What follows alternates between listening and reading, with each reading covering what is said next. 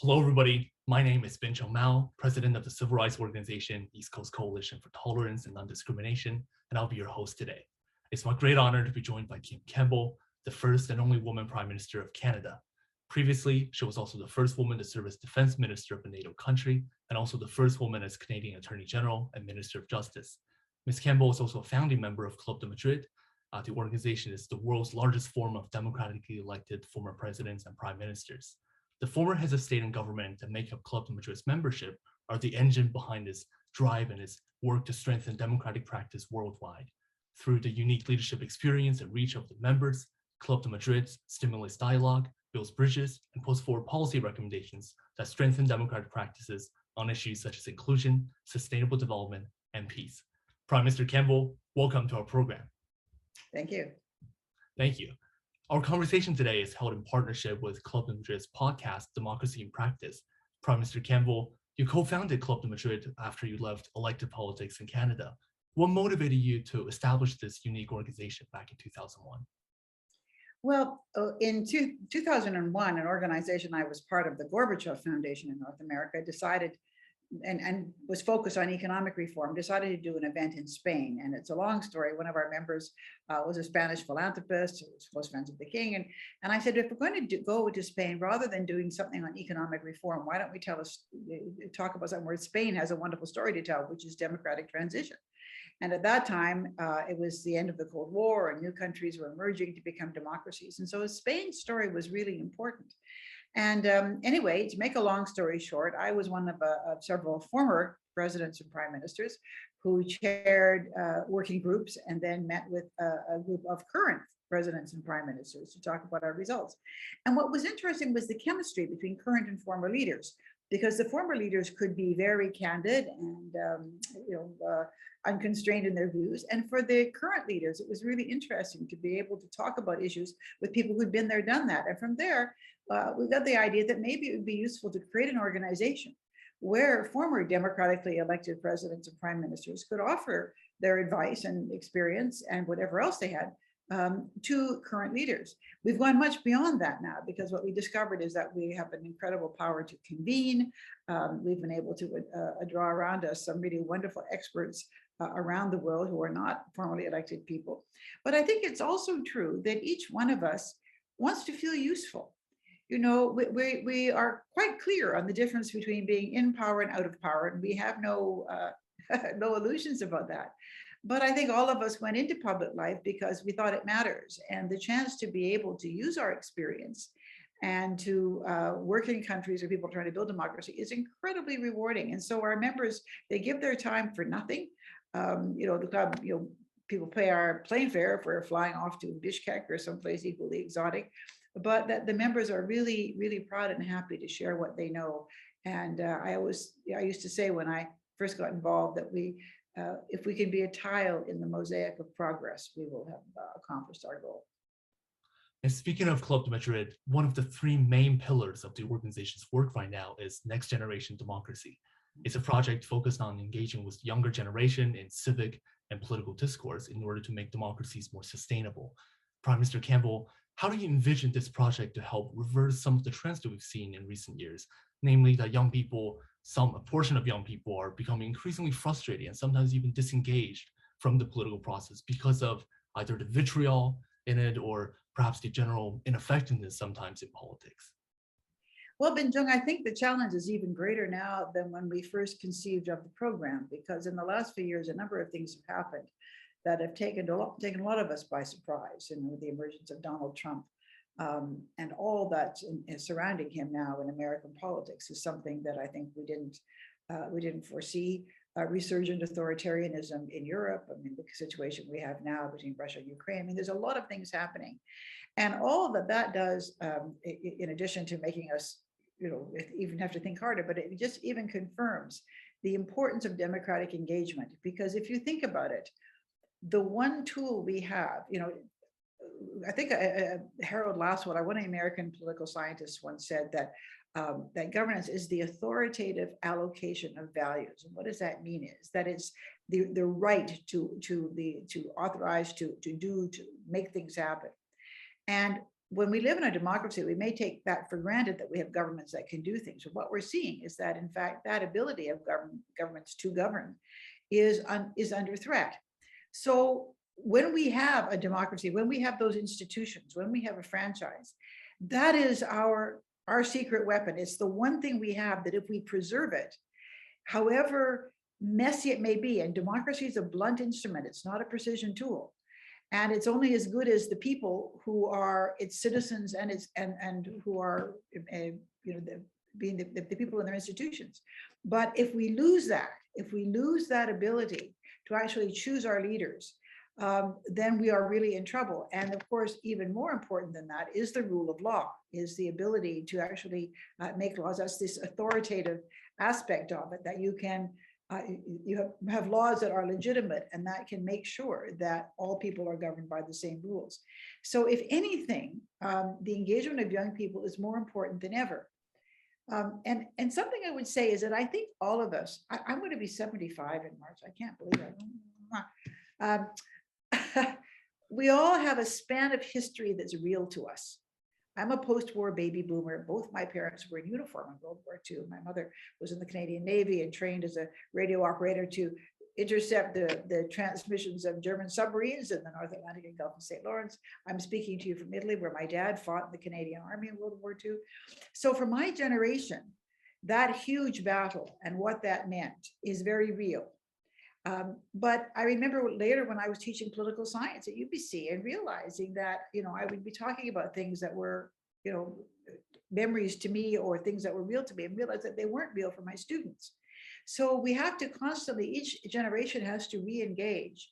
And one of the things I think that Club of Madrid members can do is, first of all, be candid about the challenges, because democracy is difficult, but also understand that some of the historical events that make it easy for us to be committed to democracy are not part of on the radar screen of younger generations, and we have to reconnect with them. So for example, last year on the 75th anniversary of the end of World War II, the Canadian ambassador asked me to go and lay a wreath at a Commonwealth War Grave cemetery here near Florence, because COVID, she couldn't get everywhere. Well, there are many thousands of Canadians buried in Italy who fought here in World War II. And every Canadian who fought here was a volunteer. We had conscription, but only volunteers were sent overseas. And when you look at the tombstones and the ages, 20, 22, you see somebody who's 28, you think, oh, he's quite old. I mean, and when we stop and we think about the sacrifices that people made, and if you watch any of the documentaries about World War II, Netflix has an excellent series of colored footage now, which is quite interesting. And you'll see maps of where, what parts of Europe the Nazis controlled, which was basically all of it. You realize how close we came to losing democracies and how important it is to keep them. So when I look at these young people who died, who gave their lives, I say, what do we owe them? Well, we owe them to preserve what they helped to win. So here in Italy, their democracy is very messy, but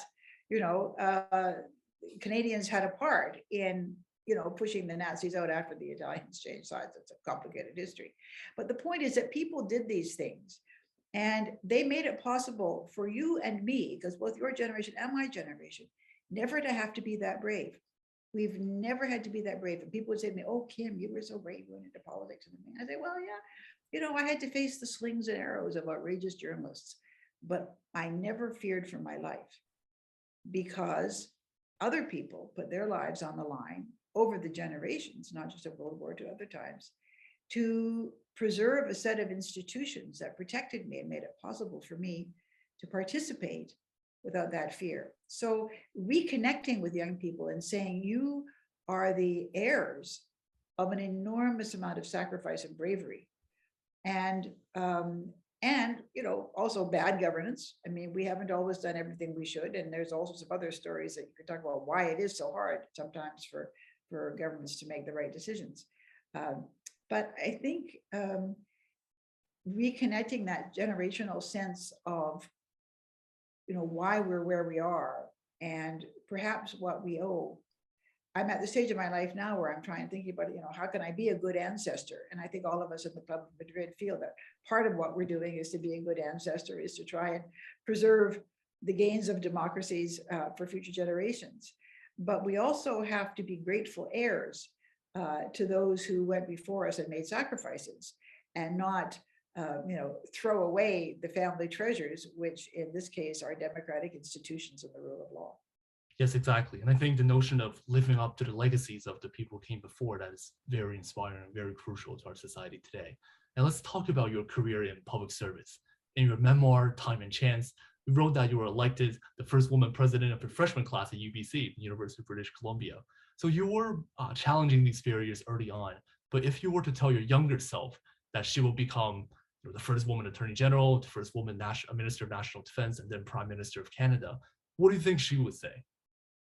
Well, I think I would have been surprised, because actually I didn't think of myself as going into politics, but I did want to do something more than my own life. I think partly because my parents were in uniform in the war and World War II. I mean, like all the movies and books, I mean, everybody was thinking about it. So I wanted to contribute in some way to not having World War III, I guess I put it that way.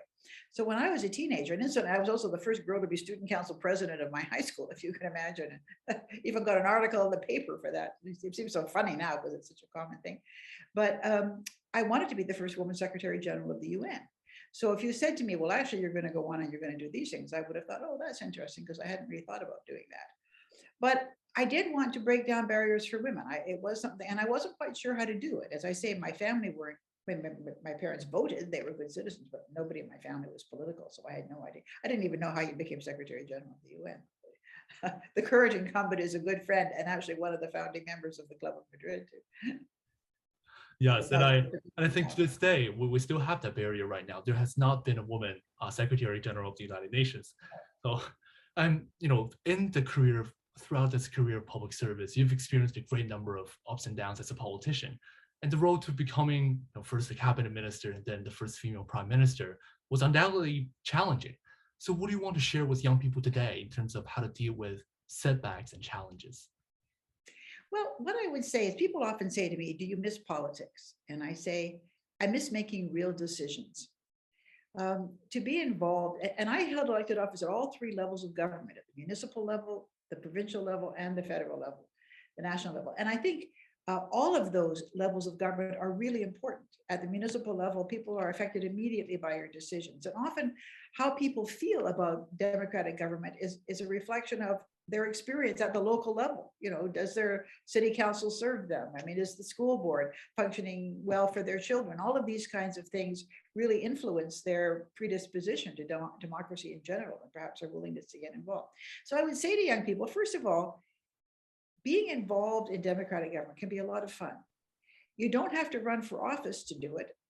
Some of the best people I knew and know, and then some of them have gone on to run for public office, but often these are the people who worked on campaigns, the people who worked as staffers when I was in my various levels of public life. I mean, smart, able people who could do the in-depth research that you need to help to support good, sound policy making. I mean, in other words, there are many pieces to the puzzle, but it is important. And even if you go off and you do a career that has something to do with politics, if as a citizen you vote, maybe you write a check to the party that you support, or a candidate that you support, being helpful that way. Because sometimes people say, well, how do we get more women in politics? I say, well, write a check, because sometimes women find it harder to ask, although more and more it's not so hard for them to get elected, but women are not necessarily as comfortable asking for campaign contributions. So, I mean, there are many ways, but to look at your society and say, how could I, Bincheng Mao, or, your neighbor or whatever, what is it that I have to give? Because maybe what I have to give is to be like a really good scientist, or, a math professor, or, an astronaut, or a lawyer, whatever. But you're still a citizen in that society who lives under the dome of that rule of law, as a legatee of others who've gone before you. And so that engagement and not becoming cynical, but understanding that democracy is complicated. And sometimes when governments don't do the things that we want them to do, it's because we as the people make it hard for them to do it. So we have to try to be enlightened citizens, to be the constituents for good policy. So I think what really is important is to understand that the decisions that governments make affect flesh and blood human beings. They're not abstract. And every generation has to take on that mantle and make sure that the governments can preserve the interests. And we're now at a very difficult time in world history, not only with the challenges to the democratic gains that we treasured over the last few decades, but with the challenge of climate change and what an unbelievable policy challenge that has turned out to be. Although I would never have thought that COVID vaccines could become a partisan or political issue. I mean, you think that's another thing of my generation. I was a little girl in 1957 when the polio vaccine was created, and parents with tears streaming down their faces because the thing that scared them so much was their kids getting polio. And now to be free of that worry, it was such a wonderful thing. Or antibiotics, all of these things. So you never know what's going to become a partisan issue. And so young people have to say, we're going to make sure that common sense and respect for knowledge and the willingness to constantly seek and improve on our understanding of things will be part of the value in our society that I will stand for, that I will protect. Yeah, well, that's a powerful reminder. My mother is a doctor. She shared all those stories with me in terms of the early vaccine rollouts, and I always hope that perhaps this one will be perhaps not as smooth, but at least smooth in the sense that it's to the extent it's enough to save people's lives. It's unfortunate of seeing all the partisan fights on this. You must be scratching your head. Exactly. So let's briefly talk about the complexity, as we mentioned, of partisanship in the political process, in the democratic process. In recent years, we've witnessed rising political polarizations in many democracies. In the United States, arguably perhaps the most visibly, that has led to less and less cooperation across party lines. And some politicians may become very concerned about appearing weak by making any compromises, and instead they just always block legislations to project strength. So from your perspective, what should be the role of compromise in the democratic process? Well, I think even within your own party, you have lots of disagreement. In Canada, we have tended to have what we call big tent parties. In other words, parties where we try to have as broad geographical scope as possible to have the possibility of having a caucus that's nationally representative. But that means, just by definition, that people will have different priorities, different experiences, different histories, even within the country. And in fact, one of the exciting things about being a member of parliament was to go to Ottawa and to be working with people, and particularly in my own caucus, whose experience of Canada was different from mine, and having to learn and having to try and balance their needs and their priorities. So ideally, when it works well, it's democratic governance can be a growth experience where people learn to do trade-offs, where they learn to respect, and the underlying value is respecting. So like, even for example, when I became justice minister, I didn't think that I could just, bring in any old legislation. I mean, the prime minister didn't give me a blank check. He gave me the responsibility of managing that legislative portfolio and making it possible to take my legislation through the caucus, through cabinet, and into the House with support. Now, not all of my bills had 100% support from my caucus, but I always consulted broadly, and I never made an enemy of someone who couldn't support it. If I had enough votes to take something through, I always treated those who didn't support it with respect. And what was interesting is that when I became a candidate for the leadership, I'm quite socially liberal. I was from Vancouver Centre, and I was pro-choice, pro-gay rights, very, very much in the socially liberal part. And one of my colleagues who I'd worked with came to see me. He was the chair of the Evangelical Caucus. He said, if you become leader, will you treat us with the same respect as you did when you were justice minister? And I said, well, John, I'm the same person I always was, and my door is always open to you. I'm the same person. And he said, because we would like to support you, which was quite remarkable. And I think it's because they knew that they didn't necessarily represent the mainstream on many issues, but they wanted to have an impact. And I always listened to them. And if there was something that I could massage or include that would give them some comfort, I would try to do that. But I never, the point is that their constituents sent them to Ottawa also, and they had as much right to advocate for them as I did for my constituents. And the views that I had may have been more mainstream, more able to gain support to pass legislation.